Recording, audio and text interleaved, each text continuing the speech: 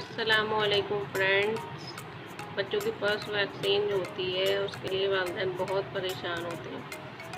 परेशान होने की ज़रूरत नहीं है। सबसे पहले आप वैक्सीन चार्ट को देखिए फर्स्ट डोज कौन सी लगेगी, कौन सी वैक्सीन है। BCG फर्स्ट वैक्सीन होती है, बहुत स्मॉल क्वांटिटी होती है। वैक्सीन मार्क इस तरह का होता है। टेम्परेचर चेक करें बच्चों का, अगर टेम्परेचर हो तो उनको सिंपली पैनाडोल के ड्रॉप दे दें। पैनाडोल के ड्रॉप बहुत सेफ़ होते हैं बच्चों के लिए। अगर बच्चों को फीवर है तो कोल्ड स्पंजिंग कर दें। वैक्सीन की साइड अगर उस साइड पे भी कर दें, आपके बच्चे क्वाइट एंड कूल सो जाएंगे।